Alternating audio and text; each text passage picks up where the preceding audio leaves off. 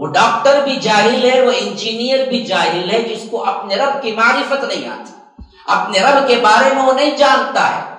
وہ خواہ کتنا ہی دنیاوی علوم، دنیاوی فنکار، دنیاوی اعتبار سے فنون کا ماہر ہے، لیکن رب کی نظر میں وہ جاہل ہے۔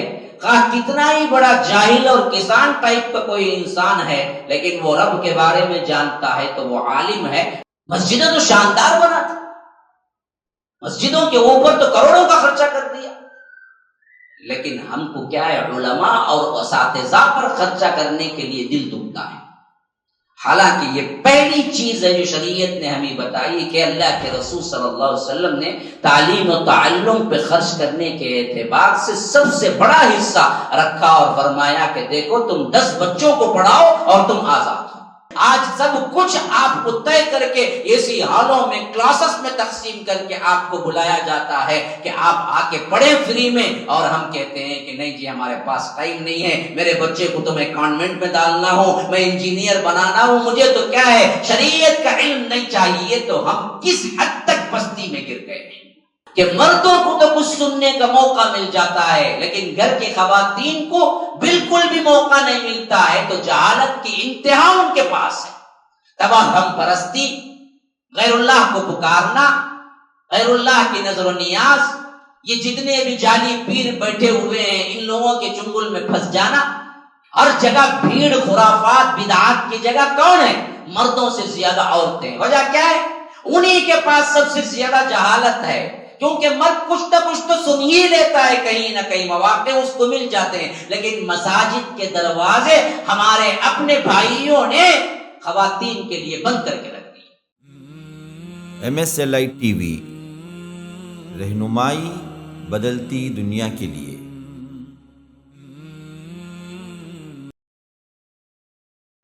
ان الحمد للہ نحمده ونستعینه ونستغفره ونؤمن به ونتوکل علیہ ونعوذ باللہ من شرور انفسنا ومن سیئات اعمالنا، من يهده الله فلا مضل له ومن يضلل فلا هادي له، واشهد ان لا اله الا الله وحده لا شريك له، واشهد ان محمدا عبده ورسوله، اما بعد فان خير الحديث كتاب الله، وخير الهدي هدي محمد صلى الله عليه وسلم، وشر الأمور محدثاتها، وكل محدثة بدعة، وكل بدعة ضلالة، وفي رواية وكل ضلالة في النار۔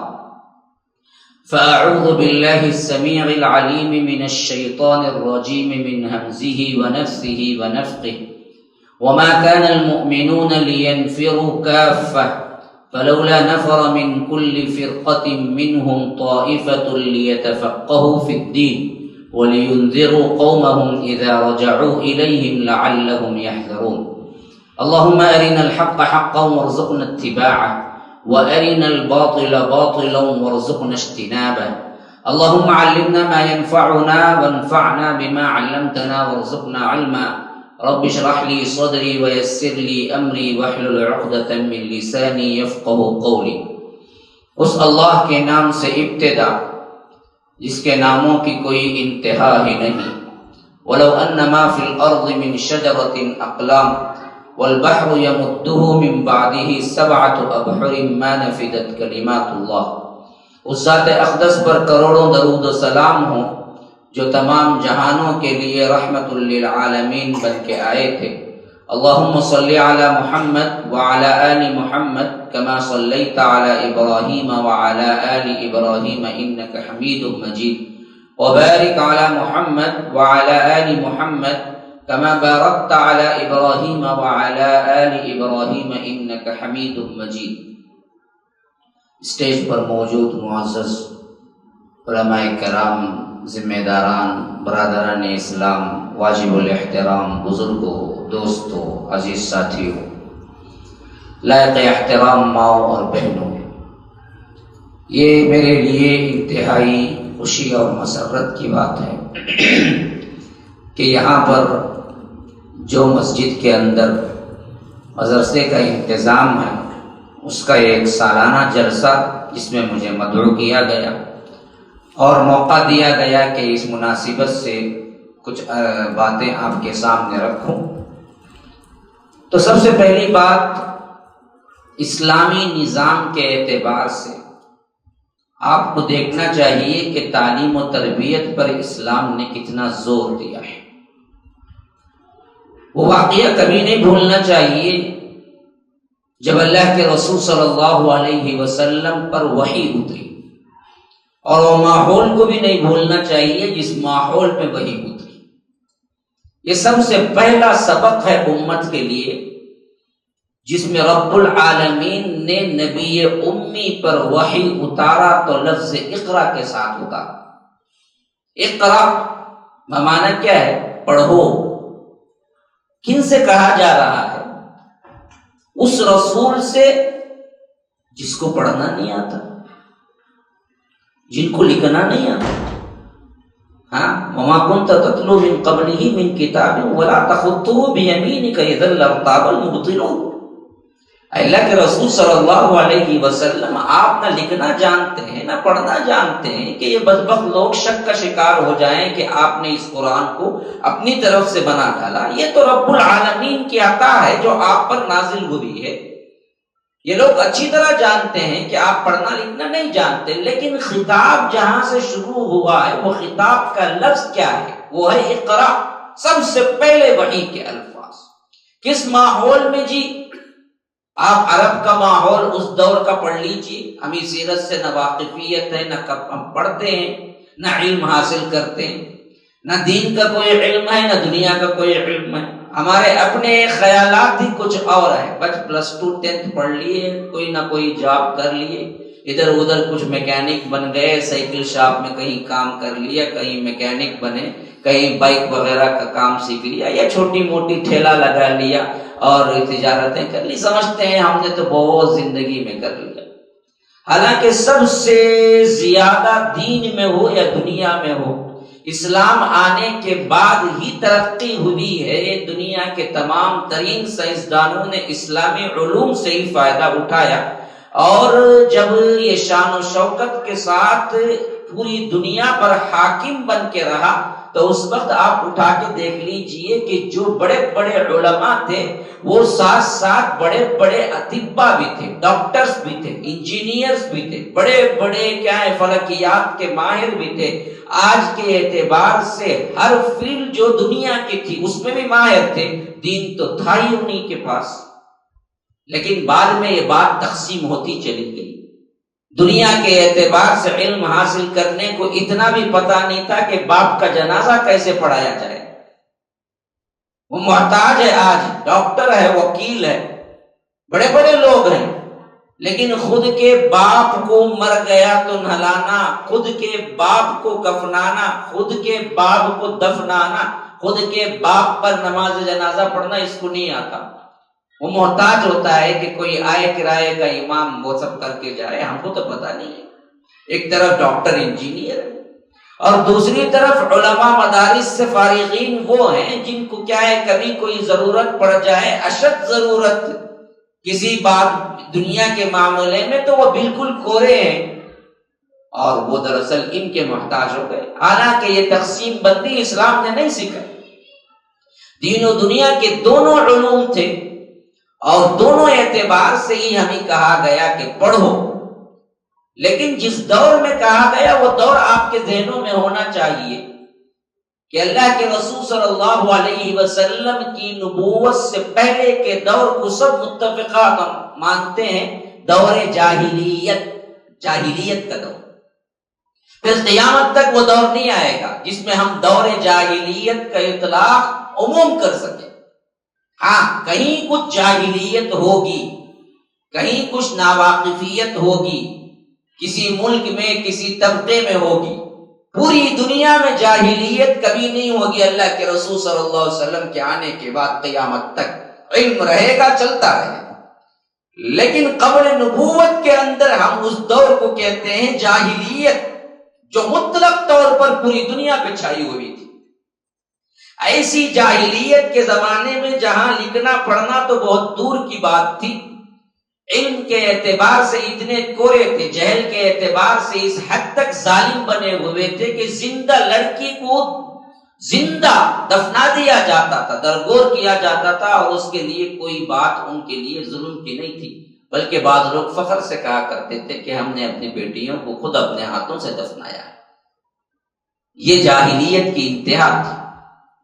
اللہ کے رسول صلی اللہ علیہ وسلم کے دور مبارک میں روایتوں میں آتا ہے کہ نبوت کا آغاز کیا تو اس وقت صرف 17 لوگ تھے جو لکھنا پڑھنا جانتے تھے، اور ان میں ایک حضرت عمر بن الخطاب بھی تھے جن کو لکھنا پڑھنا آتا تھا، ان کو الکامل کہتے تھے۔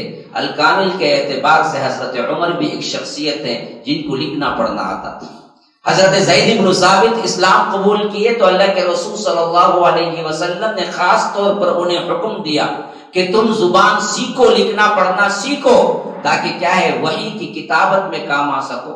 اور اسی طرح جب یہودیوں نے تورات کو لے آ کے اللہ کے رسول صلی اللہ علیہ وسلم کو لیے سامنے رکھ کر وہ آیتیں چھپا دی جو زنا کی تحدید اور زنا کی حد جاری کرنے کی آیتیں تھیں، تو اس وقت زید بن ثابت کو اللہ کے رسول صلی اللہ علیہ وسلم نے حکم دیا کہ تم عبرانی زبان سیکھو، اور انہوں نے صرف 15 دن میں بہترین طور پر پوری کی پوری عبرانی زبان سیکھی، اور اس کے ساتھ نہیں شیخ رہنے دے، کوئی مسئلہ نہیں ہے، ہاں میں رکھ لیتا ہوں، چھوڑیے، کوئی مسئلہ نہیں۔ اللہ جزائے خیر دے، اللہ تعالیٰ آپ کا تواضع اور بڑھائے، اللہ آپ کی شان اور بڑھائے اور عزتوں سے نوازے۔ تو اللہ کے رسول صلی اللہ علیہ وسلم اس دور میں آئے جہاں پر لکھنے پڑھنے کا رواج نہیں تھا، علم کا رواج نہیں تھا، لیکن جب سب سے پہلے وحی کے الفاظ اقرا اترے، پڑھو۔ اچھا یہ بھی یاد رکھیے کہ پڑھنا کیا ہے، کہاں سے اس کی ابتدا ہے، کون سی چیز پڑھنی ہے۔ فرمایا کہ بسم ربک الذی خلق، اس رب کے نام کو پڑھو جس نے تم کو پیدا کیا۔ سب سے پہلے علم کا منبع یہ ہونا چاہیے کہ رب کی پہچان۔ وہ ڈاکٹر بھی جاہل ہے، وہ انجینئر بھی جاہل ہے جس کو اپنے رب کی معرفت نہیں آتی، اپنے رب کے بارے میں وہ نہیں جانتا ہے۔ وہ خواہ کتنا ہی دنیاوی علوم، دنیاوی فنکار، دنیاوی اعتبار سے فنون کا ماہر ہے، لیکن رب کی نظر میں وہ جاہل ہے۔ خواہ کتنا ہی بڑا جاہل اور کسان ٹائپ کا کوئی انسان ہے، لیکن وہ رب کے بارے میں جانتا ہے تو وہ عالم ہے۔ بیٹھے ہوئے افراد کو سوچنا چاہیے کہ مدارس جہاں پر مساجد کے اندر قائم ہیں، جہاں پر بچوں کو، خواتین کو دینی تعلیم سے نوازا جا رہا ہے، کس درجہ تمہارے لیے حکمتوں سے پر ہیں، کس درجہ تمہارے لیے آسانیاں ہیں، کس درجہ رحمتوں سے پر ہیں، کہ یاد رکھیے اگر یہ نہ ہوتے تو پھر اللہ تبارک و تعالیٰ کو ماننے والے، اللہ کو پہچاننے والے، اللہ تبارک و تعالیٰ کی وحدانیت کو پڑھنے والے نہ ہوتے تو پھر تمہارے گھروں میں رحمتوں کا نزول نہ ہوتا۔ سب سے پہلی بات ہے رب کی پہچان۔ بیٹھے ہوئے افراد میں کسی کی 30 عمر، کسی کی 40، کسی کی 35، 45، 60، 70، میں پوچھتا ہوں کہ رب کی پہچان کی حیثیت سے تم نے کیا معرفت حاصل کی؟ رب کون ہے؟ بالدلائل ثابت کرو گے؟ بالدلائل قرآن اور حدیث سے رب کون ہے، اس کے صفات کیا ہیں، الوہیت کیا ہے، ربوبیت کیا ہے، اسماء و صفات کیا ہونی چاہیے، کیا ہمیں معلوم ہے؟ اگر آپ کو معلوم نہیں ہے، کم از کم یہ موقع جس سے آپ کو فائدہ اٹھانا چاہیے اس طرح کی مدارس میں جہاں پر بچوں کو اور خواتین کو دینی تعلیم کا انتظام ہو رہا ہے تو بھاگ کر ہر لحاظ سے سپورٹ کرنا چاہیے، خواہ وہ دنیاوی اعتبار سے ہو، خواہ وہ بدنی اعتبار سے ہو، خواہ وہ آپ کے خیالات کے اعتبار سے ہو، ہر طرح سے سپورٹ کر کے ایسے مساجد میں جہاں مدارس ہوں آگے بڑھ کر مدد کے اعتبار سے آنا چاہیے، اور اپنی اپنی جگہ کوششیں کرنی چاہیے۔ مساجد نمازوں کی ادائیگی کے بعد خالی تالا ڈال کے رکھنے کے لیے نہیں ہے، تصور ہی اسلامی نہیں۔ اللہ کے رسول صلی اللہ علیہ وسلم کے دور مبارک میں مساجد کو تالا ڈالا جاتا تھا، مساجد لاک بھی کی جاتی تھی۔ ذرا آپ دیکھیے ہر قسم کی، خواہ وہ شریعت کوٹ ہو، خواہ وہ تعلیم و تربیت ہو، خواہ وہ اہل صفہ ہو، خواہ وہ دوسرے معاملات ہوں، خواہ وہ جہاد کا خطبہ ہو، خواہ وہ جمعہ کا خطبہ ہو، خواہ وہاں پر ضرورت کی ٹریننگ ہو، تو بھی مسجد میں ہوتی تھی۔ میں ابھی آؤں گا انشاءاللہ اس طرف بھی، لیکن پہلے اس ترتیب سے آپ سن لیں بات کو۔ اقرا بسم ربک الذی خلق، پڑھو جس نے تمہیں پیدا کیا ہے، اس رب کے نام کو پڑھو، جانو وہ کیا ہے۔ بسم ربک الذی خلق، خلق الانسان من علق، کون ہے وہ جس نے انسان کو علق سے پیدا کیا، خون کی بھٹکی سے پیدا کیا۔ اقرا، پڑھو، ربک الاکرم، تمہارا رب بڑا کریم ہے۔ علم بالقلم، جس نے قلم سے تعلیم سکھائی تمہیں۔ علم الانسان ما لم یعلم، انسان کو وہ کچھ سکھایا جو وہ نہیں جانتا تھا۔ یہ 5 وحی کے الفاظ، وحی کے آیات ہیں جو اللہ کے رسول صلی اللہ علیہ وسلم پر سب سے پہلے غار حرا میں اترے۔ تو ان 5 آیات کا مجموعہ دیکھ لیجئے کہ اس میں قلم کا ذکر آیا، اللہ کے رسول صلی اللہ علیہ وسلم لکھنا نہیں جانتے تھے۔ اس میں پڑھنے کا ذکر آیا، اللہ کے رسول صلی اللہ علیہ وسلم پڑھنا نہیں جانتے تھے۔ اس میں اللہ تبارک و تعالی نے علم کی 2 قسمیں بتائی کہ ایک دراصل رب کا علم حاصل کرو، ایک اپنے بارے میں علم حاصل کرو کہ تم کو کیسے، گویا کہ فزکس، زوالوجی، باٹنی، جتنے علوم آج سائنسی طور پر تقسیم ہوئے، ان کو بھی یہاں ایک جا کر دیا گیا کہ یاد رکھو، جہاں تمہاری اپنے ذات کی معرفت ہوگی، اسی وقت تم رب کو پہچان سکو گے کہ رب العالمین نے تم پر کیا احسانات کیے ہیں۔ گویا کہ امت کو یہ پیغام دیا گیا کہ اس سے پہلے کی جاہلیت کا دور اب مکمل طور پہ ختم۔ نبی تمہارا امی ہے، نبی تمہارا ان پڑھ ہے، یہ نبی کی شان ہے، گستاخی نہیں ہے۔ نبی کا نہ پڑھنا نبی کی شان ہے، لیکن تمہارے لیے شان نہیں ہے۔ تمہارے لیے شان یہ ہے کہ تم پڑھو، سیکھو، لکھو اور رب کی معرفت حاصل کرو۔ اب قیامت تک تمہیں اسی علم سے جوڑ دیا گیا کہ اس علم کے ساتھ جو معرفت حاصل کرو گے وہی دراصل معتبر ہوگی، حتیٰ کہ علم کے بغیر تم لا الہ الا اللہ بھی کہہ لو تو معتبر نہیں ہوگا۔ آپ پوچھیں گے مول صاحب خوش میں تو ہیں، لا الہ الا اللہ تو کہنے سے مسلمان ہوتا ہے، آپ کہتے ہیں علم کے بغیر نہیں۔ یہ میری بات نہیں ہے، امام بخاری رحمہ اللہ نے باب باندھا ہے باقاعدہ سورہ محمد کی اس آیت پر کہ فرمایا کہ فَاعْلَمْ أَنَّهُ لَا إِلَهَ إِلَّا اللَّهُ، جانو، پھر کہو لا الہ الا اللہ۔ ہاں، بغیر جانے لا الہ الا اللہ کوئی کہتا ہے، نہ اس کا ترجمہ معلوم، نہ اس کی تشریح معلوم، نہ اس کے تقاضے معلوم، نہ اس کے شروط معلوم، وہ لا الہ الا اللہ کیسے قبول ہوگا جی؟ لا الہ الا اللہ کے لیے بھی شروط اور اس کے معنی جاننا انتہائی ضروری ہوتا ہے۔ اسی واسطے اس آیت کے تحت امام بخاری رحمہ اللہ نے باب باندھا ہے، کہنے سے عمل کرنے سے پہلے علم کا ہونا ضروری ہے۔ باب العلم قبل القول والعمل، لا الہ الا اللہ بولنا، عمل کرنا، اس سے پہلے جاننا کہ وہ کیا ہے۔ تو یہ علم کے مرتبے ہیں، اس کے علاوہ آپ دنیا کے اندر، نہ آخرت کے اندر، نہ دین کے اندر کوئی پوزیشن حاصل نہیں کر سکتے۔ اللہ کے ہاں سچا پکا مسلمان بھی نہیں بن سکتا۔ اب آئیے آگے جائیے، اللہ کے رسول صلی اللہ علیہ وسلم نے اسی تعلیم پر محنت کی صحابہ کی۔ وہ جاہلیت کا دور جہاں لکھنا پڑھنا نہیں جانتے تھے، جب یہی دور مدینے کے اندر آیا تو پتہ ہے اللہ کے رسول صلی اللہ علیہ وسلم نے علم پر کتنا زور دیا۔ آپ کو معلوم ہونا چاہیے کہ بدر کی جنگ جو سب سے پہلی جنگ ہوئی ہے، جو البدر الکبریٰ کہتے ہیں، اس میں مسلمانوں کو اللہ تبارک و تعالی نے فتح دی، اور اس فتح میں 70 بڑے بڑے کفار مارے گئے اور 70 اسیر قیدی ہوئے اللہ کے رسول صلی اللہ علیہ وسلم کے پاس، کفار و مشرکین بڑے بڑے۔ اب اللہ کے رسول صلی اللہ علیہ وسلم نے مشورہ کیا کہ ان کو قتل کر دیا جائے یا ان کو فدیہ لے کے چھوڑ دیا جائے۔ آخرکار فیصلہ یہی ہوا، صدیق اکبر کی رائے بھی یہی تھی کہ ان کو فدیہ لے کر چھوڑ دیا، یعنی فدیہ کا مطلب کو ٹیکس لے کر ان کو آزاد کر دیا جائے۔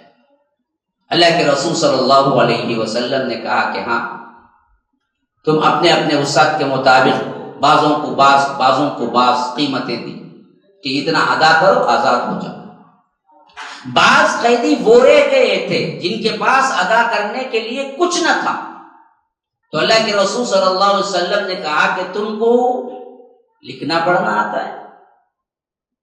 اب ان لوگوں میں سے جو پڑھے لکھے تھے، اللہ کے رسول صلی اللہ علیہ وسلم نے کہا کہ 10 صحابہ کو تم لکھنا سکھاؤ، جب وہ سیکھ جائیں گے تو تم آزاد ہو۔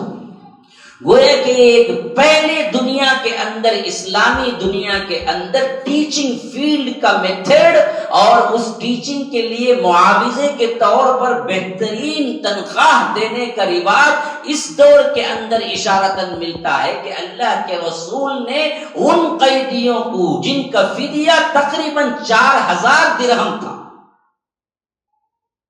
عام قیدیوں کو اللہ کے رسول صلی اللہ علیہ وسلم نے 4000 درہم رکھا۔ 4000 درہم تقریباً کتنے بنتے پتہ ہے؟ ایک درہم تقریباً 4 گرام چاندی ہے اس زمانے کے اعتبار سے، جو درہم ہوا کرتا تھا۔ درہم چاندی کا سکہ ہے اور دینار جو ہے نا وہ سونے کا سکہ ہے۔ یہ جو چاندی کا سکہ ہوتا تھا وہ تقریباً 4.25 گرام کا ہوتا تھا ایک۔ 4000 انٹو 4 گرام چاندی، کیا انجینئر صاحب لگا لیجیے کتنا ہوتا ہے؟ 4000 انٹو 4 گرام چاندی، ہاں 4000 4000 8000 12000 16,000 گرام کی چاندی آج 5 لاکھ روپئے کے اوپر تقریباً ہوگی، کیونکہ 73 میں آخری میں دیکھا تھا ابھی آتے آتے 74 پر گرام چاندی ہے آج۔ حالانکہ یہ تفاوت بھی اب آیا ہے، آپ کو نہ دنیا معلوم نہ دین معلوم۔ یہ سب سے بڑا مسئلہ ہے کہ بات سمجھانے نکلے ہو تو موٹی باتیں بھی ہمیں سمجھ نہیں آتی، بہت جلد نیند آ جاتی ہے، اور پہلے ہی بندہ پورا سیٹنگ سے بیٹھتا ہے، ٹیکا کہاں ہے، فین کہاں ہے، چیئر کہاں ہے، کیونکہ اسے سننے کا موڈ ہی نہیں ہوتا ہے۔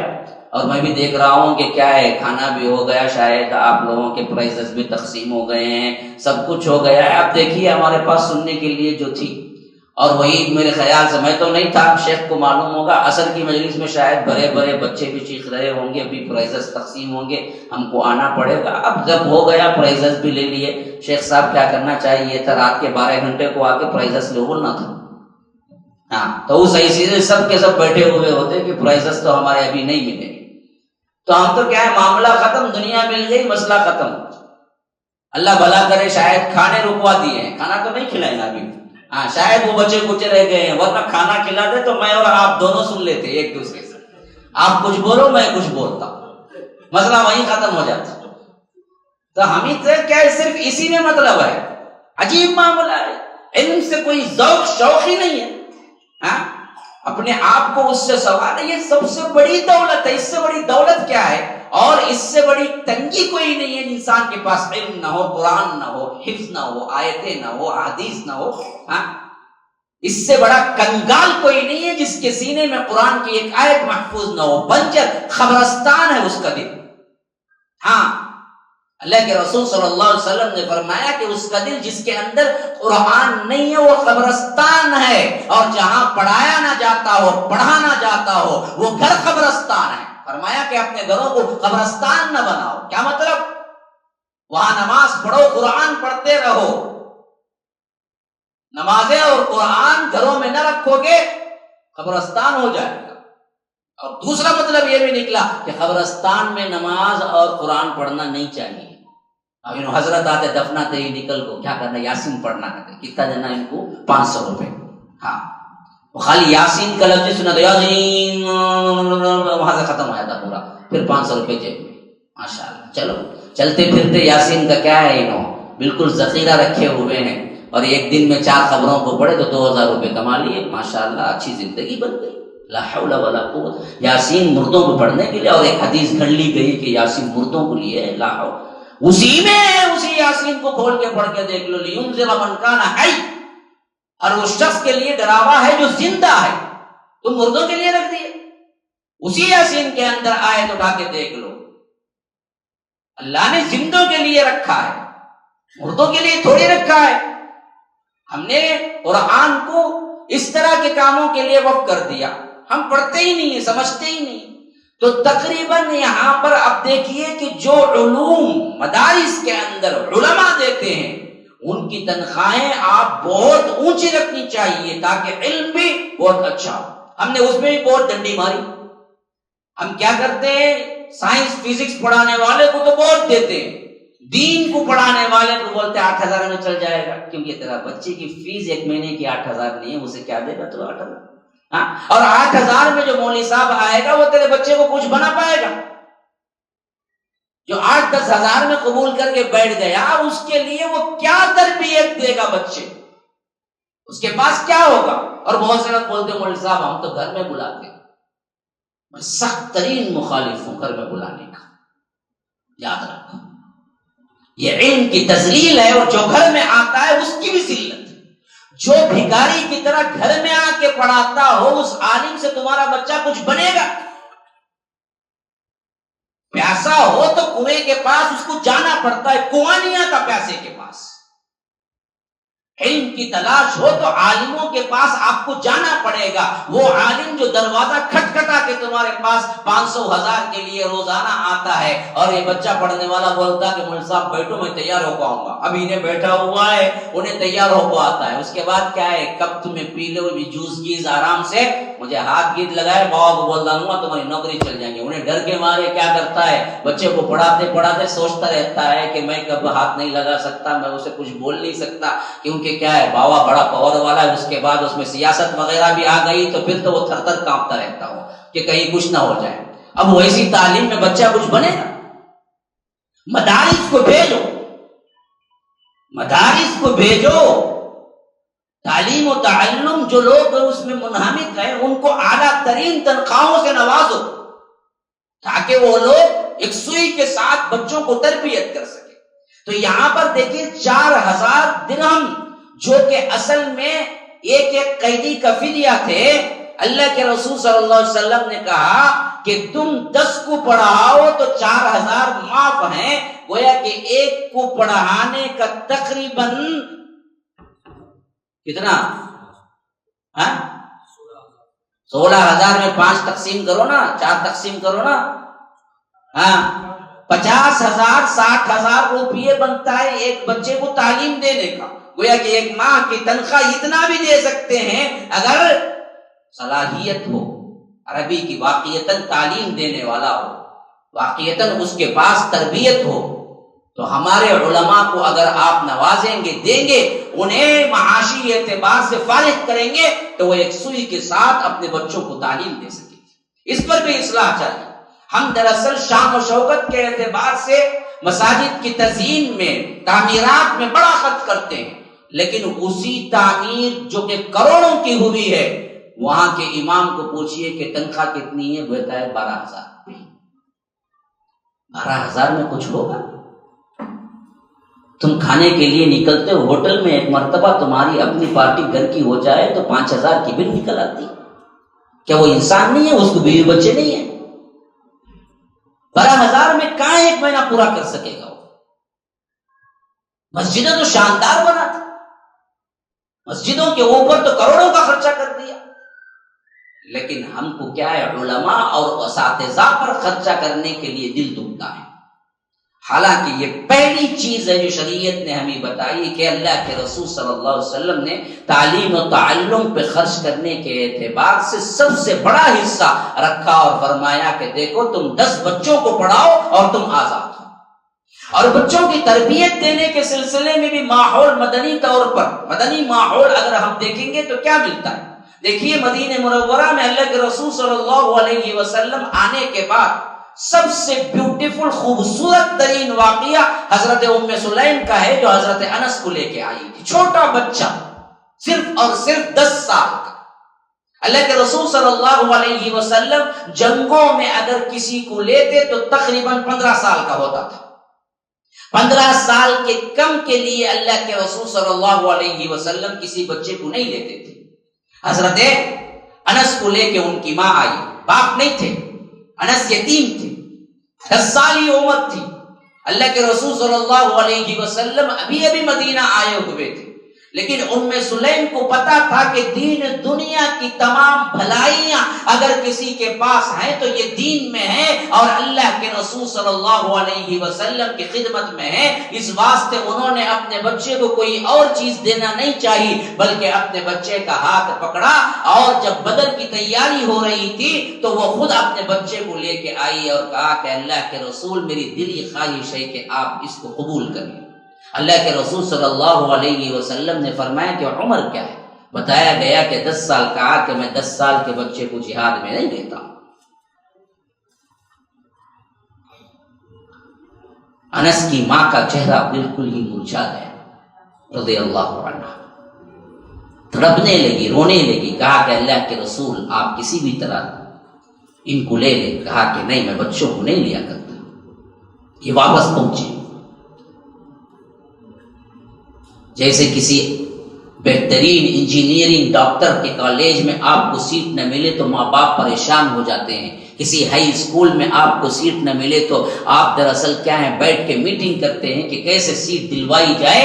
ویسے ہی اس رات کو حضرت ام سلیم اور اسی طرح حضرت انس ابن مالک نے بات کرتے گزار دی کہ کس طرح اللہ کے رسول صلی اللہ علیہ وسلم کی خدمت میں میں اپنے آپ کو پیش کر سکوں۔ انس بھی تڑپ رہے تھے رضی اللہ عنہ، اور ساتھ میں والدہ بھی، کہ کیسے میں اللہ کے رسول صلی اللہ علیہ وسلم کی خدمت میں دے دوں۔ یہاں تک کہ انہیں ایک آئیڈیا سوچا، انہوں نے کہا کہ کل ہم پھر ٹرائی کریں گے، بیٹا چلو۔ دوسرے دن حضرت انس کا ہاتھ پکڑے آئی اور اللہ کے رسول صلی اللہ علیہ وسلم کے پاس فرمایا کہ اللہ کے رسول اگر آپ ان کو جہاد کے لیے قبول نہیں کرتے تو میرے بیٹے کے پاس میں نے ان کو قرآن سکھایا ہے، ایسی چند صورتیں ویسے ہی جیسے آپ پر جبرائیل نے اتارا ہے، یعنی ہو بہو وہی لہجے کے ساتھ میں نے انس کو قرآن کی چند صورتیں حفظ کرائی ہیں۔ اگر آپ امتحان لینا چاہیں تو بھی لے لیں، اگر اس حیثیت سے بھی آپ ان کو اپنی خدمت کے لیے ہی رکھ لیں تو بھی میں راضی ہوں۔ اللہ کے رسول صلی اللہ علیہ وسلم ان کا شوق ذوق دیکھ کے مسکرا پڑے، کہا کہ اچھا تمہیں صورتیں یاد ہیں؟ حضرت انس نے کہا کہ ہاں یا رسول اللہ۔ تو فرمایا کہ سنا سکتے ہو؟ کہا کہ ہاں۔ فرمایا کہ سناؤ کون سی صورتیں یاد ہیں؟ پھر حضرت انس نے وہ صورتیں جو ماں نے مدینہ اللہ کے رسول آنے سے پہلے ہی جو صورتیں اتری تھی، ابھی وہاں پر نظام نہیں بنا تھا، پھر بھی اپنے بچے کو تعلیم و تربیت دی تھی، تو وہ صورتیں پڑھ کے سنائی تو اللہ کے رسول صلی اللہ علیہ وسلم خوش ہو گئے، کہا کہ اچھی بات ہے، میں انس کو اپنے لیے رکھتا ہوں، یہ خادم رسول کہلائے۔ یہ غلامی جو خادم رسول کی حیثیت سے حضرت انس کے حصے میں آئی، اللہ کی قسم کھا کے کہتا ہوں دوبارہ اور سہبارہ، اللہ کی قسم کھا کے کہتا ہوں کہ 1000 آزادیوں پہ قربان کی جا سکتی ہے۔ حضرت انس زندگی بھر فخر کیا کرتے تھے کہ اللہ کے رسول صلی اللہ علیہ وسلم کے خادم ہونے کی حیثیت سے میں مخصوص تھا، حتیٰ کہ اس حد تک کہ میں بلا اجازت اللہ کے رسول صلی اللہ علیہ وسلم اور ازواج مطہرات کے گھروں کو آیا جایا کرتا تھا۔ گویا کہ کئی لوگ جو نئے نئے مسلمان ہوتے تھے ان کو پتہ نہیں چلتا تھا کہ میں اللہ کے رسول کے خاندان کا نہیں ہوں، بلکہ کئی لوگ جو نئے نئے مسلمان ہوتے تھے وہ کئی دنوں تک یہی سمجھتے تھے کہ ہم اللہ کے رسول کے خاندان سے ہیں، لیکن ہے اللہ کے رسول کا خادم تھا۔ اور میں نے 10 سال اللہ کے رسول صلی اللہ علیہ وسلم کی خدمت کی، پورے 10 سال، اور ان 10 سالوں میں ایسی شفیق، ایسے اخلاق والی، ایسے منکسر المزاج، ایسے تواضع والی شخصیت کو میں نے نہیں دیکھا۔ جب اللہ کے رسول کے ساتھ میں نے 10 سال خدمت کی تو اللہ کے رسول کبھی مجھے یہ نہیں کہا کہ یہ کام تو نے کیوں کیا، یہ کام تو نے کیوں نہیں کیا۔ یا رب، کیا اخلاق ہے، کیا کردار ہے۔ ہم اپنے ملازموں کے ساتھ کیسا سلوک کرتے ہیں؟ اٹھک بیٹھک گالی، حکم، ظلم، حضرت انس کہتے ہیں کہ 10 سال میں نے اللہ کے رسول صلی اللہ علیہ وسلم کی خدمت کی، کبھی اللہ کے رسول صلی اللہ علیہ وسلم نے مجھ سے یہ نہیں کہا کہ یہ کام تو نے کیوں کیا اور یہ کیوں نہ کیا، اس حد تک بھی نہیں پوچھا۔ ہم اپنے خادموں کو، اپنے ملازموں کو کتنی مرتبہ کہتے نہیں بلکہ مارتے ہیں، کوئی گالی گلوچ، میں نے یہ بول کے گیا تھا کیوں نہیں کیا، تو تجھے میں نوکری سے نکال دوں گا، فلاں کر دوں۔ 10 سال کی خدمت، لیکن اللہ کے رسول نے کبھی یہ نہیں پوچھا۔ تعلیم و تعلم کا یہ حال تھا کہ حضرت انس اللہ کے رسول صلی اللہ علیہ وسلم کے ساتھ ہمیشہ رہا کرتے تھے، راتوں میں تہجد کو اٹھتے تھے تو اس سے پہلے بھاگ دوڑ کے جا کے اللہ کے رسول کے لیے پانی تیار کرتے تھے۔ اللہ کے رسول نماز کے لیے کھڑے ہوتے تو خود حضرت انس بھی کھڑے ہو جاتے۔ اللہ کے رسول صلی اللہ علیہ وسلم حضرت انس سے ایک مرتبہ کہا کہ جاؤ فلاں کو بلا کے لے آنا، اور دیکھو یہ راز ہے، ایک راز کی بات کہ کسی کو نہ بتانا۔ حضرت انس گئے، کچھ دیر ہو گئی، واپس ماں کے پاس گئے تو ماں نے پوچھا کہ عمومی طور پر تم دیر سے آئے ہو، کیا وجہ ہے؟ کہا کہ اللہ کے رسول صلی اللہ علیہ وسلم کے کام سے گیا تھا۔ ایسے ہی اس راہ سوال ماں نے کہا کہ اچھا کیا کام تھا بیٹا؟ کہا کہ وہ راز ہے، میں نہیں بتا سکتا، آپ ماں ہیں لیکن رسول کا حکم ہے کہ نہ بتایا جائے، میں ماں کو بھی نہیں بتا سکتا۔ تعلیم و تربیت دیکھو، علم صرف پڑھنے کا نام نہیں ہے، علم تربیت ہے، علم اخلاق ہے۔ اللہ کے رسول صلی اللہ علیہ وسلم کا ادب دیکھو۔ حضرت انس نے کہا کہ ماں تم ماں ہو، لیکن اللہ کے رسول میرے محبوب ہیں۔ اللہ کے رسول نے کہا کہ یہ راز کی بات ہے، میں کیسے آپ کو بتلا سکتا ہوں یہ راز کی بات؟ پھر اللہ کے رسول صلی اللہ علیہ وسلم کے پاس اطراف و اکناف سے صحابہ جمع ہونے لگے۔ 1-2 ہجری کے وہ واقعات آپ اٹھا کے پڑھ لیجئے جہاں پر ان لوگوں کے لیے کوئی انتظام نہیں تھا جو آتے تھے، ہجرت کر کے آتے تھے، نہ رہنے کو مکان تھا، نہ کھانے کو کچھ انتظام۔ جو انصاری صحابہ تھے ان کے پاس بھی کچھ نہیں تھا دینے کے لیے، ہوتا تو وہ خود لٹا دیتے، لیکن فقر و فاقے کا یہ عالم تھا کہ خود انصاریوں کے گھر میں بھی تنگی تھی، یہاں تک کہ وہ لوگ جو بالکل سب کچھ اللہ کے راہ میں قربان کر کے مدینہ پہنچ چکے ہوتے تو اللہ کے رسول کے پاس پہنچ جاتے کہ اللہ کے رسول ہم تو ہجرت کے لیے سب کچھ چھوڑ کے آ گئے ہیں، یا علم حاصل کرنے کے لیے خود مدینے کے باشندے ہیں، لیکن ہم نے سب کچھ چھوڑ دیا ہے، ہمارے پاس ہے کچھ نہیں، ہم کیا کریں؟ اللہ کے رسول صلی اللہ علیہ وسلم کے پاس بھی اس وقت کچھ نہ ہوتا تھا کہ صحابہ کو دیں، یہاں تک کہ وہ لوگ اسی کے اندر مسجد سے متصل ایک چبوترا تھا، بیٹھنے کی جگہ تھی، یہاں اللہ کے رسول نے ان کو مختص کر دیا کہ یہاں بیٹھا کرو، یہاں علم حاصل کرو۔ وہی جو آگے چل کر چبوترا صفہ کہلائے، جو اصحاب صفہ کہلائے آگے چل کر۔ آج بھی آپ مسجد نبوی میں جائیے، مسجد نبوی میں باب السلام سے آپ جائیں گے تو وہاں پر جیسے ہی روضہ ہے جہاں پر قبر مبارک ہے، اس سے پہلے کہ آپ کو لیفٹ میں کارپیٹ تبدیل کیا ہوا ملے گا، وہ وہی چبوترا ہے جہاں پر یہ صفہ کے لوگ بیٹھا کرتے تھے۔ اتنی چھوٹی سی جگہ ہے، وہاں پر آپ کو نماز پڑھنے کے لیے الگ سے پرمیشن لینا پڑتا ہے۔ اس چھوٹی سی جگہ میں اندازہ کریں 70-80 لوگ رہا کرتے تھے، کیونکہ جگہ دوسری کوئی نہیں تھی، اور حال ان کا یہ تھا کہ کئی دنوں کا فاقہ ہوتا تھا، کپڑے ڈھنگ کے ہوتے نہیں تھے، سطر چھپانے کے لیے بھی کپڑا نہ ہوتا، کبھی کبھی کسی کے پاس ایک چادر بھی نہ ہوتی۔ اللہ کے رسول صلی اللہ علیہ وسلم اپنے کسی صحابی سے کہتے کہ اپنی چادر سے ہی آدھی چادر آپ ان کو نکال کے دیں تاکہ ان کا سطر چھپ جائے۔ صحابہ کہتے ہیں کہ ہم سجدے کو جاتے تھے، شرمگاہوں کو کھل جانے کے ڈر سے ہم اپنے پاؤں کو ملا لیتے تھے، کیونکہ کپڑا اتنا نہیں ہوتا تھا کہ ہم دراصل اپنے مکمل طور پر اپنے آپ کو سطر کو اپنے بدن کو چھپا سکیں. یہ حال ہوتا تھا نہ کھانے کو کچھ نہ پینے کو. حتیٰ کہ بعض صحابہ کچھ دینا چاہتے تھے تو ان کے پاس بھی لینے کا یہ مسئلہ تھا کہ وہ کیوں لے یا ان کے اندر احساس کمتری پیدا نہ ہو جائے. تو صحابہ اوپر ایسے ہوک لگے ہوئے تھے جیسے فین کو لگے ہوئے ہیں. تو کہتے ہیں کہ صحابہ ان ہوکوں میں ان کے اندر جو کچھ بھی ہوتے تھے کھجور ایسے چھوٹے چھوٹے پوٹلیاں بنا کے اس میں ٹاک دیتے تھے کہ صفہ بھوکے ہو جائیں بے ہوش ہو جائیں تو ان کھجوروں میں سے ایک کا دو کا کھجور کھا جائیں. یہ اسلام کا سب سے پہلا مدرسہ تھا. یہ اسلام کا سب سے پہلی تربیت گاہ تھی. یہی وہ یونیورسٹی تھی عالمی طور پر جہاں سے صدیق اکبر عمر فاروق علی مرتضی اور اسی طرح عثمان عفان اور ابو ذر جیسے بڑے بڑے علماء پیدا ہوئے, معاذ جیسے بڑے بڑے علماء پیدا ہوئے. علم کے لیے کیا کچھ نہیں اٹھایا, کیا تکلیفیں نہیں. آج سب کچھ آپ کو طے کر کے ایسی حالوں میں کلاسز میں تقسیم کر کے آپ کو بلایا جاتا ہے کہ آپ آ کے پڑھیں فری میں, اور ہم کہتے ہیں کہ نہیں جی ہمارے پاس ٹائم نہیں ہے, میرے بچے کو تو میں کانوینٹ میں ڈالنا ہوں, میں انجینئر بنانا ہوں, مجھے تو کیا ہے شریعت کا علم نہیں چاہیے. تو ہم کس حد تک بستی میں گر گئے ہیں.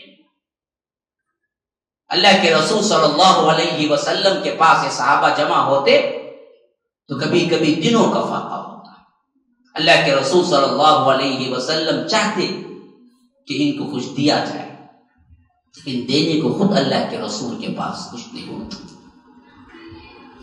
کہتے ہیں کہ حضرت ابو ہریرہ اہل صفہ میں سے تھے. کئی دنوں کا فاقہ ہوتا. فاقے کی شدت کی وجہ سے, بھوک کی شدت کی وجہ سے کبھی کبھی مسجد نبوی کے دروازے پہ بے ہوش ہو کے گر جاتے, اور جو نئے لوگ اسلام قبول کرتے ان کو معلوم ہوتا کہ پتہ نہیں یہ کوئی دیوانہ پاگل ہے جو یہاں پر پڑا ہوا ہے. حضرت ابو ہریرہ کہتے ہیں کہ اللہ کی قسم میں دراصل دیوانہ پاگل نہیں تھا, بھوک نے میری یہ حالت بنا دی تھی. ایک مرتبہ کہتے ہیں حضرت ابو ہریرہ باہر نکلے بھوک کی شدت کی وجہ سے.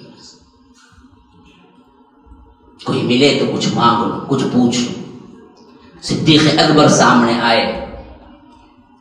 حضرت ابو ہریرہ باوجود بہت تنگی اور فاقے کے لیکن مانگنے والوں میں سے نہیں تھے. ہم تھوڑی سی صبر نہیں کرتے اور مانگنا شروع کر دیتے ہیں, ہاتھ پھیلانا شروع کر دیتے ہیں. حالانکہ ہاتھ پھیلانا مانگنا بہت بری صفت ہے. اس لیے حدیث میں اللہ کے رسول صلی اللہ علیہ وسلم نے فرمایا کہ جو بلا عذر مانگتا ہے اللہ کل اس کے جسم سے تمام گوشت نکال دے گا, وہ ہڈیوں کا ڈھانچہ بن کے آئے گا. جو یہ بے شمار بھکاری ہے نا, ان لوگوں کو یہ حدیث سنانا چاہیے کہ یہ تمہارے لیے باعث عذاب بن جائے گی کل قیامت کے دن, جو صرف پیشے کے طور پر بھکاری بنے ہوئے ہیں. مانگنا اچھی صفت نہیں ہے. حضرت ابو ہریرہ باوجود صفہ کے ایک طالب علم ہیں, سب کچھ تج کے آئے ہیں قرآن اور حدیث پڑھنے کے لیے, کئی دنوں کا فاقہ ہے, لیکن صدیق اکبر سامنے آئے تو منہ دراصل اٹھ نہیں رہا ہے کہ وہ مانگے ڈائریکٹ کہ کچھ کھانے کو دو. تو انہوں نے کہا کہ آپ ذرا مجھے ایک آیت کی تفسیر بتا دیں. صدیق اکبر نے پوچھا کون سی؟ کہا کہ الذین ينفقون فی السراء والضراء, اللہ کے وہ بندے ہوتے ہیں جو اللہ کی راہ میں خوشی میں بھی, اللہ کی راہ میں غم میں بھی, اللہ کی راہ میں تنگی میں بھی, اللہ کی راہ میں کشادگی میں بھی خرچ کرتے ہیں. ابو ہریرہ کا معاملہ یہ تھا کہ اگر اس آیت کو اگر میں سناؤں تو صدیق اکبر کے ذہن میں یہ خیال آئے کہ شاید ابو ہریرہ کو حاجت ہے کہ اور وہ کچھ دے دے. اس نیت سے انہوں نے کہا کہ صدیق اکبر سے, اے صدیق اکبر ذرا مجھے اس آیت کی تشریح بتا دیں جو اللہ کہتا ہے سورہ آل عمران میں الذین ينفقون فی السراء والضراء. لیکن صدیق اکبر بات کی تہ کو نہیں پہنچ سکے. انہوں نے سمجھا کہ صفہ کا کوئی طالب علم ہے, واقعتاً تشریح سمجھنا چاہتا ہے. انہوں نے تشریح بتائی, آگے بڑھ گئے. حضرت ابو ہریرہ کہتے ہیں کہ میں نے دل تھام کے بیٹھ گیا. صدیق اکبر بھی میری منشا نہ سمجھ سکے. پھر میں نے تھوڑی دیر میں دیکھا کہ حضرت فاروق بھی چل رہے ہیں, جا رہے ہیں کہیں. سوچا کہ یہ تو سمجھ جائیں گے. دوڑتا بھاگتا آیا, پھر کہا کہ ذرا آپ اس آیت آیت کی تشریح کرتے ہیں کہ اللہ جو فرماتا ہے الذین ينفقون فی السراء والضراء، لیکن حضرت عمر بھی یہی سمجھے کہ صفا کا طالب علم ہے، دراصل کوئی تشریح پوچھنا چاہتا ہے، اس واسطے انہوں نے بھی تشریح بیان کی، آگے نکل گئے۔ یہاں تک کہ میں نے دیکھا کہ اللہ کے رسول صلی اللہ علیہ وسلم بھی آ رہے ہیں۔ بس اللہ کے رسول صلی اللہ علیہ وسلم کو دیکھنا تھا کہ مجھے ایک طرح کی قوت ملی، شاید اللہ کے رسول میری بھوک کو سمجھ جائے۔ ہاں، اللہ کے رسول صلی اللہ علیہ وسلم بھی بڑے نباز تھے، طبیعتوں کو پہچاننے والے تھے، اپنے صحابہ کا بھرپور خیال رکھنے والے تھے، وہ لیڈر تھے جو سب سے پہلے دوسروں کا خیال کرتے تھے، ان لیڈروں میں سے نہیں تھے جو اپنا خیال پہلے کرتے ہیں۔ اللہ کے رسول صلی اللہ علیہ وسلم کی نگاہ ابو ہریرہ پہ پڑی، نگاہ برق نہیں، چہرہ آفتاب نہیں، وہ آدمی ہے مگر دیکھنے کی تاب نہیں، جیسے ہی پڑی کہا کہ ابو ہریرہ میرے ساتھ چل۔ ابو ہریرہ ساتھ ہو لیے، یہاں تک کہ اللہ کے رسول صلی اللہ علیہ وسلم اپنے گھر پہنچے، بیویوں کے حجرے آس پاس تھے، ایک ایک بیوی سے پوچھا کہ کوئی کھانے کو کوئی چیز ہے؟ ابو ہریرہ کہتے ہیں کہ میں ہی پوچھ کے آتا تھا، ہر بیوی کے گھر سے جواب آیا کہ آج کھانے کو کچھ نہیں ہے۔ یہاں صفا کا یہ حال ہے تو یہاں خود اللہ کے رسول کے گھر کا یہ حال ہے، 7 بیویاں ہیں ایک وقت، اس وقت 7 بیویوں کے گھر سے جواب آیا کہ آج کھانے کو کچھ نہیں ہے۔ اللہ کے رسول صلی اللہ علیہ وسلم چاہتے ہیں کہ صفا کا طالب علم ہے، اس کو کچھ دیا جائے، لیکن گھر میں دینے کو کچھ نہیں، تو حضرت ابو ہریرہ کو اللہ کے رسول کہتے ہیں کہ بیٹھ جاؤ، وہ بیٹھ جاتے ہیں۔ تھوڑی دیر گزرتی ہے، ایک صحابی تحفے میں ایک پیالہ دودھ لے کے آتے ہیں، کہتے ہیں کہ اللہ کے رسول یہ آپ کے لیے تحفہ میں لے کے آیا ہوں، ایک پیالہ دودھ، صرف ایک پیالہ دودھ۔ حضرت ابو ہریرہ دیکھتے ہیں تو کچھ جان میں جان آتی ہے، کچھ ڈھارس بنتی ہے کہ ایک پیالہ دودھ شاید اللہ کے رسول آدھا بھی پی لیں اور مجھے آدھا دے دے، تو کم از کم ایک کونے میں بھوک کا ایک 10% حصہ تو مٹ ہی جائے گا۔ اس نوبت سے، اس خوشی سے وہ آ کے پیالہ اللہ کے رسول صلی اللہ علیہ وسلم کے پاس رکھتے ہیں، تو اللہ کے رسول کہتے ہیں کہ ابو ہریرہ جاؤ، صفا کے جتنے طالب علم ہیں سب کو بلا کے لے آؤ۔ ابو ہریرہ کہتے ہیں تو میرے تو جان ہی نکل گئی، میں سوچ رہا تھا کہ وہ ایک پیالہ ہم دونوں کو ناکافی ہوگا، اب اللہ کے رسول وہ ایک پیالے کے تحت کہہ رہے ہیں کہ صفا کے 70-80 لوگ جتنے ہیں سب کو بلا کے لاؤ، لیکن مجال نہیں تھی، انکار نہیں کر سکتا تھا، رسول کا حکم تھا، وہی جانے۔ میں نکل پڑا بوجھل قدموں کے ساتھ کہ کاش کہ مجھے پہلے دودھ مل جاتا، اب 80 لوگ ہیں، پتہ نہیں مجھے ایک گھنٹ ملے گا یا نہ ملے گا، اور اللہ کے رسول نے سب کو دعوت دے دی، لیکن اللہ کے رسول کے کام اللہ کے رسول ہی جانے۔ میں بوجھل قدموں سے چلتا یہاں تک کہ صفا کے پاس پہنچا اور کہا کہ اللہ کے رسول آپ سب کو بلا رہے ہیں، کیونکہ وہ لوگ بھی کئی دنوں کے فاقے سے تھے۔ سب کے سب آ گئے، سب جب آ گئے تو اللہ کے رسول صلی اللہ علیہ وسلم نے بسم اللہ کہی اور وہ پیالہ لیا، ابو ہریرہ کے ہاتھوں میں دیا اور کہا کہ ابو ہریرہ صفا کے طالب علموں کو بلاؤ۔ ابو ہریرہ رضی اللہ عنہ کہتے ہیں کہ پھر میں نے ایک ایک کے پاس پیالہ پیش کیا، ہر ایک نے پیٹ بھر کے سیر ہو کے دودھ پیا، یہاں تک کہ سب پی چکے۔ تو اللہ کے رسول صلی اللہ علیہ وسلم نے کہا کہ پھر ایک مرتبہ پیا، یہاں تک کہ سب سیر ہو کے پی لیے، کیونکہ دودھ ایک غذا ہے، دودھ صرف ایک چیز نہیں ہے کہ آپ اس کو کسی چیز کے اوپر پیئیں، بلکہ وہ خود بھرپور غذا پروٹین ہے، تو ان کے پیٹ بھر گئے، یہاں تک کہ صرف اور صرف ابو ہریرہ اور اللہ کے رسول باقی رہ گئے۔ اب میں یہ معجزہ دیکھ کے پریشان تھا کہ پیالے میں جتنا دودھ تھا 80 لوگ پینے کے بعد بھی پیالے کا دودھ کم نہیں، بڑھ چکا ہے۔ اب میں سمجھ رہا تھا اللہ کے رسول نے اہل صفا کو کیوں بلایا۔ اب اللہ کے رسول نے مسکرا کے مجھے دیکھا، کہا کہ ابو ہریرہ تم پی؟ کہا کہ نہ، کہا کہ پی لو۔ میں پینے لگا، پی لیا تو میں نے کہا کہ اللہ کے رسول بس میں پی لیا، آپ لے لیجیے۔ کہا کہ نہیں ابو ہریرہ اور پیو۔ میں نے پھر ایک مرتبہ پی، پھر کہا کہ اللہ کے رسول آپ لے لیجیے۔ کہا کہ نہیں ابو ہریرہ اور پیو۔ میں تیسری مرتبہ بھی پیا، پھر اللہ کے رسول صلی اللہ علیہ وسلم کے پاس پیالہ دینے لگا تو فرمایا اللہ کے رسول نے ابو ہریرہ اور پیو۔ کہا کہ اللہ کی قسم یا رسول اللہ اس سے زیادہ پیا نہیں، زیادہ پیٹ بھر چکا ہے۔ تب کہیں جا کے اللہ کے رسول نے گھونٹ بھرا، میں نے جھانک کے دیکھا تو پیالے میں جتنا دودھ تھا اتنا ہی دودھ باقی تھا۔ علم میں مشکلات اٹھاتے ہیں تو پھر ایسے معجزے بھی ہوا کرتے ہیں۔ یہ صفا کے اہل علم تھے جن کے لیے اللہ کے رسول صلی اللہ علیہ وسلم نے بلا کے یہاں پر دودھ ان کے لیے پلایا۔ اللہ تبارک و تعالی نے اس دودھ میں ایسی برکت دی کہ 80 لوگوں کے لیے ایک پیالہ دودھ کافی، بلکہ کافی اور شافی ہو کے بھی باقی رہا۔ اس طرح اللہ کے رسول صلی اللہ علیہ وسلم کے دور مبارک میں صحابہ مسجدوں کے اندر آتے تھے اور تعلیم و تعلم میں لگ جاتے تھے۔ اللہ کے رسول صلی اللہ علیہ وسلم ایک بار گھر سے باہر نکلے اور مسجد نبوی میں وہاں تعلیمی گروپ بیٹھے ہوئے تھے۔ کہا کہ کیوں بیٹھے ہوئے ہو؟ کہا کہ ہم اللہ تبارک و تعالیٰ کا ذکر، اس کی کتاب کو پڑھنے سمجھنے کے لیے بیٹھے ہوئے ہیں۔ تو اللہ کے رسول نے کہا کہ اللہ کا حکم آیا ہے کہ میں بھی تمہارے ساتھ بیٹھ جاؤں۔ واصبر نفسك مع الذين يدعون ربهم بالغداة والعشي يريدون وجهه ولا تعد عيناك عنهم۔ اللہ کے رسول کو سورہ کہف کی آیت اسی پس منظر میں نازل ہوئی۔ اللہ کے رسول صلی اللہ علیہ وسلم نے کہا کہ اللہ نے مجھے حکم دیا ہے کہ میں اہل صفا کے ساتھ بیٹھ جاؤں، کیونکہ یہ وہ لوگ ہیں جو صرف اللہ کے چہرے کے لیے خالصۃ لوجہ الکریم، اللہ کے دین کا علم حاصل کرنے کے لیے دنیا چھوڑ کے، گھر بار چھوڑ کے، سب کچھ چھوڑ کے بیٹھے ہوئے ہیں۔ رب نے حکم دیا کہ اے نبی تم بھی ان کے ساتھ بیٹھ جاؤ۔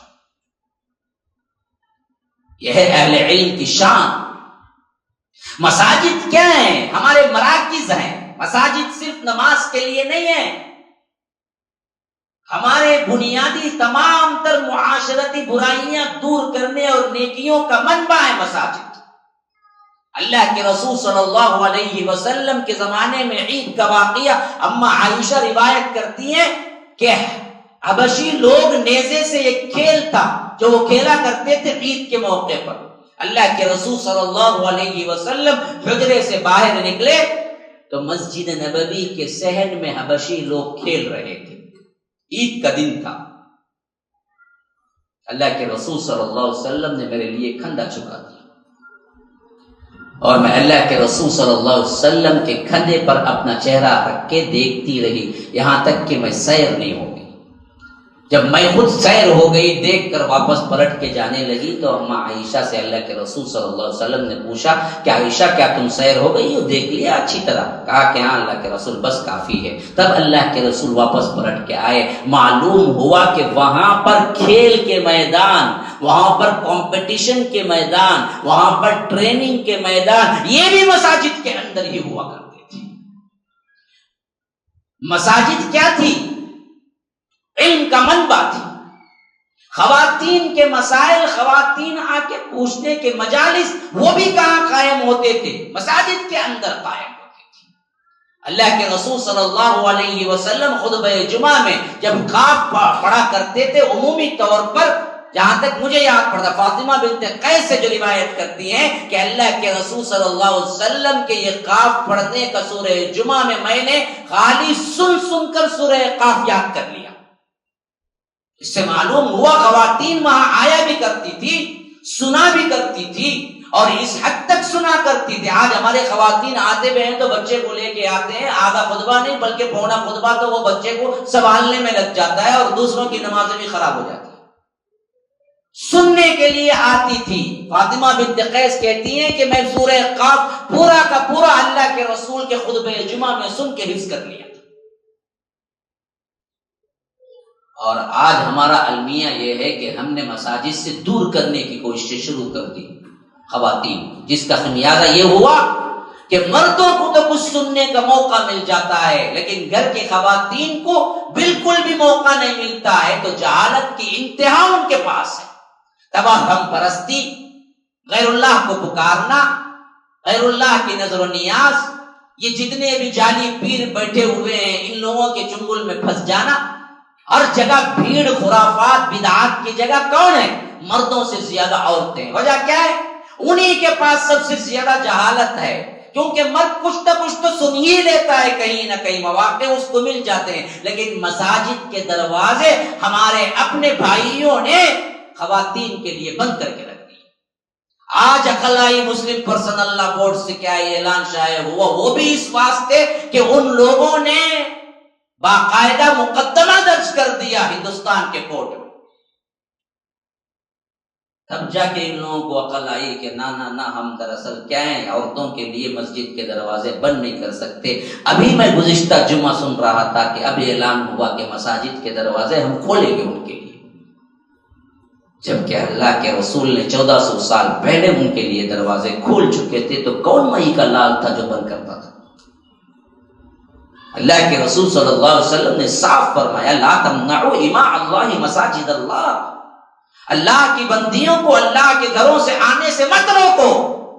ہاں یہ اور بات ہے کہ جانا پوچھ کے تم سے، یہ اعتدال ہے، یہ بڑا حسین امتزاج ہے، یہ بہترین عدل ہے۔ ایک طرف ہمیں حکم دیا کہ وہ جاتے ہیں تو مت روکو، لیکن ان کو حکم دیا کہ تم کو جانا ہے تو پوچھ کے ہی جانا ہے، اجازت سے جانا ہے۔ شوہر کی اجازت کے بغیر نہیں جا سکتی، لیکن شوہروں کو حکم دیا کہ دیکھو جب بیویاں مانگے تمہارے سے اجازت کہ وہ جا رہی ہیں مسجد کو تو تم نہ روکو۔ لا تمنعوا اماء اللہ مساجد اللہ۔ اس اعتبار سے بڑا پیارا واقعہ ہے حضرت عمر کا۔ حضرت عمر کی سب سے چہیتی بیوی تھی ام کلثوم، جو حضرت علی کی بیٹی تھی۔ یہ بدبخت لوگ حضرت عمر اور حضرت علی کو ہمیشہ لڑاتے رہتے ہیں، شیعہ بدبخت، اللہ تبارک و تعالیٰ ان پر اپنی لعنتیں نازل کرے۔ یہ تو آپس میں بڑے ہی رشتہ دار تھے، محبتیں تھیں ان کے اندر، رشتہ داریاں قائم تھی۔ اگر حضرت علی اور حضرت عمر کے درمیان اختلاف ہوتا تو کوئی اپنے دشمن کو اپنی بیٹی دیتا؟ حضرت علی نے تو اپنی بیٹی دی تھی حضرت عمر فاروق کے نکاح میں، اور وہ سب سے چہیتی بیوی تھی حضرت عمر کی ام کلثوم، ام کلثوم بنت علی۔ رشتہ داریاں تھیں، اس حیثیت سے حضرت علی سسر ہوئے، ہاں حضرت عمر داماد بنے حضرت علی کے۔ تو ان کا واقعہ ہے کہ جب خود امیر المومنین بھی تھے، ایسے وقت میں مساجد کے لیے نکلتی تو حضرت عمر کہتے تھے کہ کاش کہ تم گھر کے اندر ہی نماز پڑھ لو، میں نہیں چاہتا کہ تم مسجد جا کے آؤ، کیونکہ افضلیت تو گھر کے اندر پڑھنے کی ہے۔ تو حضرت ام کلثوم کہا کرتی امیر المومنین کیا آپ مجھے حکم دے رہے ہیں؟ حضرت عمر نے کہا کہ حکم میں کیسے دے سکتا ہوں، اللہ کے رسول صلی اللہ علیہ وسلم نے ہمیں حکم دیا ہے کہ مسجد کو عورت جانا ہے تو منع نہ کرو، میں کیسے حکم دے سکتا ہوں؟ حکم تو نہیں دے رہا ہوں، لیکن میری خواہش ہے کہ تم یہی رہو۔ کہا کہ امیر المومنین آپ جب تک حکم نہیں دیں گے تب تک میں رکوں گی۔ حضرت عمر نے کہا کہ اللہ کی قسم میں کبھی حکم نہیں دوں گا۔ تو کہا کہ حضرت ام کلثوم نے اللہ کی قسم امیر المومنین پھر تو میں جاتی رہوں گی۔ یہ مرد اور بیوی کا حسین امتزاج ہے، عدل، انصاف، ایک طرف ہمیں بتایا ایک طرف ان کو بتایا۔ تو آج کے پرفتن دور میں جہاں پر گھر سنیما ہے، ہاں سنیما گھر جانے کی ضرورت نہیں ہے، گھر سنیما ہے، بلکہ سنیما سے بدتر بے حیائی ہے۔ ایسے ماحول میں مساجد کے اندر اہتمام ہو رہا ہے خواتین کے لیے، اور وہاں پر کوئی اشکالات نکالتا ہے کہ آپ کیوں جاتے ہیں، فلاں ہے، تو اس سے بڑا بدبخت کوئی نہیں ہوگا۔ آج ضرورت ہے ہر مسجد میں خواتین کا ایک سیکشن قائم کیا جائے، ہاں یہ بات بالکل صحیح ہے کہ حائضہ خواتین نہیں آ سکتی مسجد، لیکن اس بات کو لے کر ایک بہت بڑا ہوا کھڑا کرنے کی ضرورت نہیں ہے۔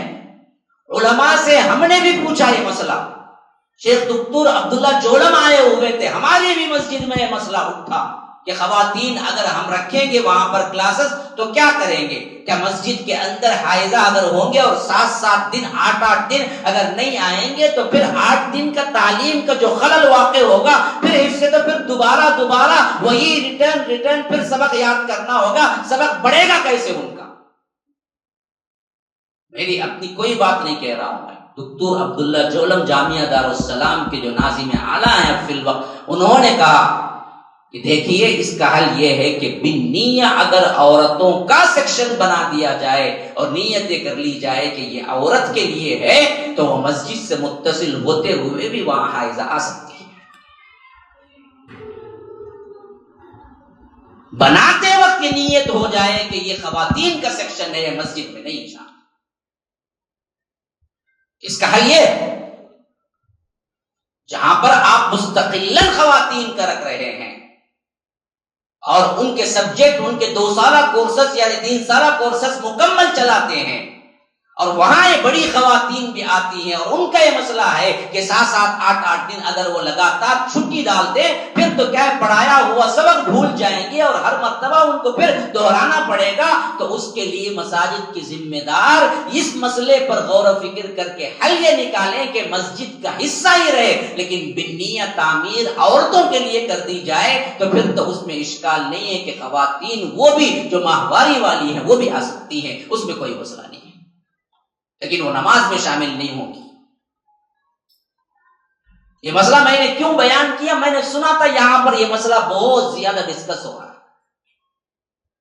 میں نے مناسب سمجھا کہ یہ بات بھی آپ کو بیان کر دو کہ خواتین کی تعلیم اہم ترین ہے۔ صرف اس ناحیے سے یہ ہیلا کر کے خواتین کو تعلیم سے محروم کر دینا اور مساجد کے اندر کے مدارس کو آپ نکال دینا، یہ دراصل آپ کے لیے اچھائی نہیں بلکہ برائی کا دروازہ ہے۔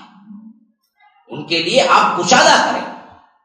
اگر آپ کو یہ احساس ہے اس مسجد میں ویسا حصہ نہیں بنایا گیا، میں کہتا ہوں کہ اہل ثروت حضرات آگے آئے نا جی، اپنے بیٹیوں کے بیٹے کے شادیوں میں 2-2 3-3 لاکھ جو لگاتے ہیں اپنے خرچے نکالیں اور ایک حصہ مسجد سے متصل کریں جو صرف خواتین کی نیت سے بنا دیا جائے۔ 1 کروڑ 2 کروڑ میں مسئلہ حل ہو جائے گا۔ تمہارے پاس نہیں ہے، کس کے پاس نہیں ہے آج 1 کروڑ؟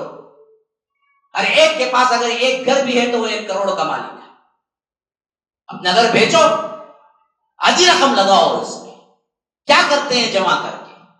نہ قوم کو فائدہ نہ تیرے کو فائدہ، نہ تو 1 مرتبہ 1 کروڑ کا کھانا کھا سکتا ہے، نہ وقت آنے پر زندہ رہ سکتا ہے، سب کچھ چھوڑ کے جانا ہے۔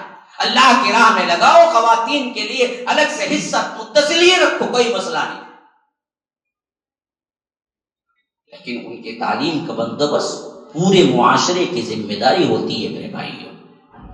یہ نہیں کہ ہم ہیلے بہانے کر کے جہاں تعلیم کا انتظام ہو وہاں بھی ختم کر کے چھوڑ دیں، ہرگز بھی نہیں۔ اہل ثروت حضرات سر جوڑ کے بیٹھے، متصل زمین خریدے یا متصل بلاک بنائے یا اچھے ریٹ میں کوئی گھر متصل کر لیں، پھر وہاں پر پورا انتظام خواتین کا ہو، پھر یہ ماہواری کا مسئلہ بھی نہیں آئے گا آپ کو، آرام سے بہترین طور پر وہ روزانہ ہمیشہ آ سکتی ہیں، مسائل نہیں ہوں گے۔ لیکن تعلیم و تعلم کا انتظام انتہائی ضروری ہے۔ خواتین اللہ کے رسول صلی اللہ علیہ وسلم کے پاس خود آ کے کہا، اللہ کے رسول آپ مردوں کو تو نصیحتیں کرتے ہی رہتے ہیں، ہمارے لیے کہا ہے؟ صحابہ کہتے ہیں اللہ کے رسول نے ان کی ریکویسٹ کو قبول کیا اور کہا کہ ہاں 1 دن تمہارے لیے بھی میں رکھوں گا، صرف خواتین کا اجتماع ہوگا اس وقت۔ اور اللہ کے رسول صلی اللہ علیہ وسلم نے 1 دن مقرر کیا اور وہ 1 دن صرف خواتین کے لیے اللہ کے رسول صلی اللہ علیہ وسلم نے ان لوگوں کے لیے نصیحت رکھی۔ ہاں بعض خواتین آئی، فرمایا کہ اللہ کے رسول صلی اللہ علیہ وسلم ہمارے لیے کوئی ایسی منبع، ایک مرکز بنا دیجیے جہاں ہم تعلیم حاصل کریں۔ تو امہات المومنین اور اسی طرح دوسروں کی ریکویسٹ پر صحابیات کے گھروں کو اللہ کے رسول صلی اللہ علیہ وسلم نے مرکز کی حیثیت دی، کہا کہ یہاں جمع ہو جاؤ، یہ تمام باتیں ثابت کرتی ہیں کہ خواتین میں علم کا دور اور خواتین میں علم کو ابھارنا انتہائی ضروری ہے. مردوں سے زیادہ خواتین کے لیے ضروری ہے کہ وہ علم حاصل کریں، کیونکہ ہم اور وہ تعداد میں ایک نہیں ہے. ایک مرد کے مقابلے میں دراصل آج سے 5-10 سال پہلے پڑھا تھا کسی جریدے میں 35 کا مقابلہ ہے پوری دنیا میں. ایک مرد کے مقابلے میں 35 عورتیں آتی ہیں. اور حدیث کے اندر ہے کہ قرب قیامت کی نشانیوں میں سے ایک نشانی یہ بھی ہے کہ خواتین اتنی بڑھ جائیں گی کہ ایک مرد کے مقابلے میں 50 عورتیں آئیں گی. آبادی کثرت عورتوں کی ہوگی، مرد ایک ہوگا تو اس کے مقابلے میں 50 آئیں گی. تو اس حیثیت سے آپ نوٹ کر کے دیکھ لیں مردوں میں کتنے عالم اور حفاظ ہیں، اس سے بڑھ کر آپ کو خواتین میں ہونے چاہیے 50 گنا زیادہ. لیکن ہمارے پاس کیا ہے؟ الٹا ہے کہ مرد میں جتنے حفاظ اور عالم ہیں اس سے بہت کم بہت کم بہت کم بہت کم عورتوں میں ہیں. آپ کو ایک ہی جگہ 10 حفاظ مرد مل جائیں گے تو خواتین میں پورے ایریے میں ایک حافظہ نہیں ملے گی، ایک حافظہ نہیں ملے گی. وہی مرد کثرت سے مل جائیں گے. اور بعض لوگ پڑھاتے بھی نہیں، کہتے ہیں کہ پڑھا کے کیا کرنا ہے، یہ بھول جائے گی وہ. لا حول ولا قوت الا باللہ. اس واسطے آپ پڑھائیں گے نہیں، قرآن کے حافظہ نہیں بنائیں گے. کتنے صحابیات، کتنے تاریخی طور پر بڑے بڑے وہ خواتین جو حافظہ تھی باقاعدہ طور پر، انہوں نے قرآن کو پڑھایا اس حد تک کہ بڑے بڑے علماء بھی کبھی کبھی فتوے کے طور پر رجوع کرتے تھے. عبد الرحمن بن عوف کی بیٹی عائشہ بنت عبد الرحمن بڑی بڑی خواتین میں شمار ہوتی تھی. ان کے فتوے جات صحابہ پوچھ کے لیا کرتے تھے. خواتین خود حضرت عائشہ کا مسئلہ دیکھ لیجیے، بڑے بڑے صحابہ حضرت عائشہ کے پاس جاتے تھے سوال پوچھنے کے لیے. خواتین میں بھی تھی بہت بڑے حافظہ عالمہ. اور ہم نے کیا کر دیا، آج مردوں میں تو کثرت سے ہے لیکن خواتین میں کوئی نہیں. تو یاد رکھیے یہاں جو کچھ چل رہا ہے، جہاں تک مجھے معلوم ہے، اس کو سدھارنے کی کیفیت ہے. اور آگے بڑھاؤ اور بہتر بناؤ اور آگے بڑھو. ضرورت پڑنے پر مال سے، اجسام سے، اوقات سے، ہر قسم سے اس کی مدد کرو اور اس چھوٹے سے پودے کو ایک تنا اور درخت بنا دو. بناؤ گے؟ بہت کمزور انشاءاللہ، بولتے ہی وقت بولتے نہیں کریں گے. هذا وبالله التوفيق وصلى الله وسلم على نبينا محمد. اسال الله لي ولكم ولسائر المسلمين من كل ذنب فاستغفروه انه هو الغفور الرحيم. والسلام عليكم ورحمة الله وبركاته. MSLI TV رہنمائی بدلتی دنیا کے لیے.